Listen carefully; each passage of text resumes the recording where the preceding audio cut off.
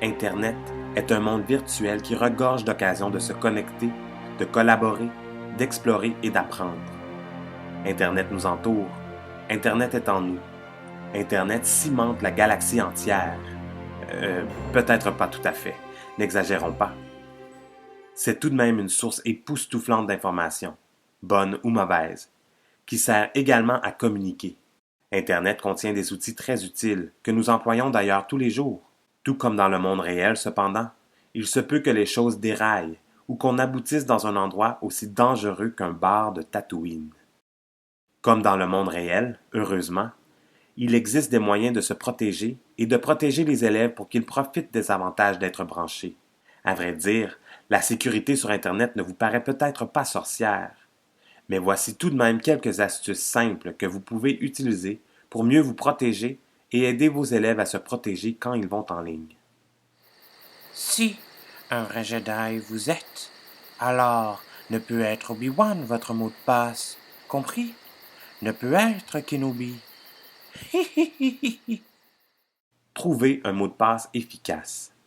Évitez ceux qu'on peut aisément deviner comme votre nom, une séquence numérique simple comme 1, 2, 3, 4, ou un mot facile à découvrir à partir de votre nom d'utilisateur.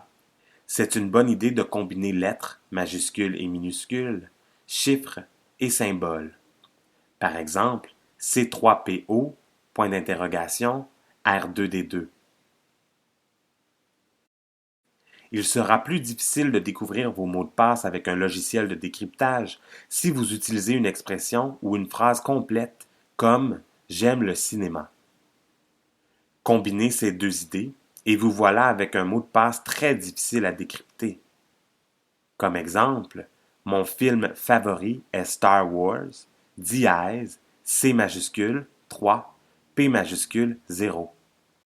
Certains de vos élèves risquent d'oublier un mot de passe important. Devriez-vous conserver une liste de tous leurs mots de passe? Probablement pas. Cela s'est déjà fait, mais la possibilité de récupérer un mot de passe par courriel a rendu cette pratique désuète. Vous pourriez par contre faire en sorte que vos élèves partagent certains comptes avec vous, par exemple sur Google Drive ou Dropbox, s'ils sont autorisés à avoir un compte de ce genre, bien entendu. Si vos élèves partagent les dossiers scolaires importants avec vous, l'oubli d'un mot de passe en classe sera beaucoup moins grave. Partager en ligne, avec prudence il faut. Savoir comment le côté obscur de la force contre vous s'en servira? Impossible. Exercez la plus grande prudence avant de transmettre des renseignements personnels en ligne. Ne fournissez jamais de renseignements comme votre numéro de téléphone, votre adresse, des infos sur votre famille, votre école ou votre travail, votre numéro d'assurance sociale, les numéros d'identification personnelle associés à vos comptes bancaires et vos mots de passe. Si vous recevez une demande de ce type, assurez-vous que l'adresse web ou URL d'origine commence par HTTPS. Ces lettres signifient que le site est doté d'un dispositif de sécurité qui protège vos renseignements. De manière générale, toutefois, méfiez-vous toujours des courriels dans lesquels on vous demande des renseignements, quels qu'ils soient. En outre, vérifiez aussi périodiquement vos paramètres de sécurité sur tous les réseaux sociaux dont vous êtes membre. Les paramètres et les politiques de sécurité changent souvent. Vous avez donc intérêt à vérifier périodiquement si les paramètres qui déterminent quels renseignements et quelles images seront partagés, et avec qui ils le seront, sont bien au niveau que vous souhaitez. N'oubliez pas que vos publications resteront indéfiniment sur Internet. Faites régulièrement une recherche sur Google avec votre nom pour voir ce que les internautes peuvent découvrir à votre sujet. Rappelez-vous également que ces paramètres s'appliquent à tous les renseignements et à toutes les images que vous diffusez par l'entremise de vos comptes et qui concernent d'autres personnes. Donc, avant de publier quoi que ce soit à propos de vos amis et collègues, demandez-leur s'ils y consentent. Attention à qui vous parlez en ligne, il faut faire. Sournois est le côté obscur de la force. Que vous communiquiez à partir d'un ordinateur, d'une tablette ou d'un téléphone, faites-le toujours avec prudence. Tout comme dans le monde réel, méfiez-vous des parfaits inconnus. En règle générale, vous avez intérêt à ne pas mélanger le monde en ligne et le monde réel.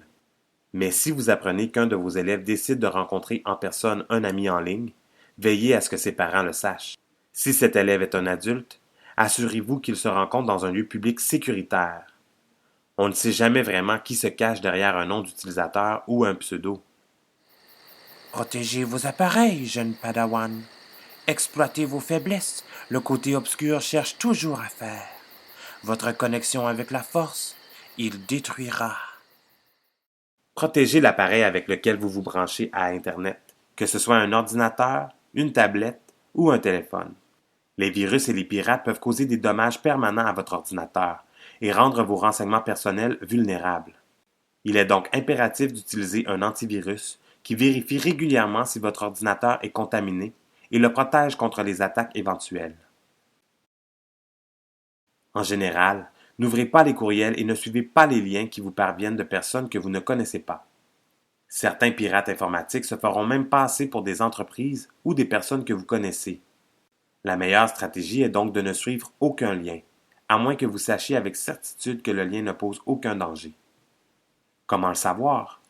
En plaçant le curseur sur le lien, on peut normalement voir où il mène.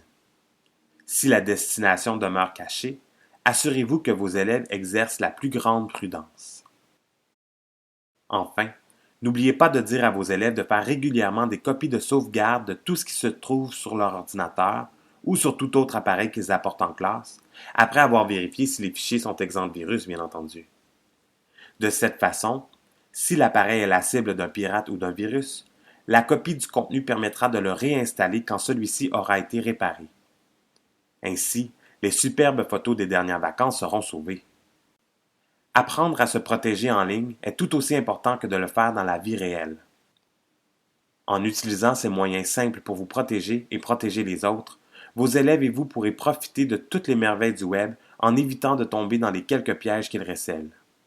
En choisissant des mots de passe efficaces, en évitant de partager des renseignements personnels, en étant des correspondants avisés et en protégeant notre téléphone, notre tablette ou notre ordinateur, nous aidons à préserver la sécurité de tous en ligne, en plus d'être de bons citoyens numériques.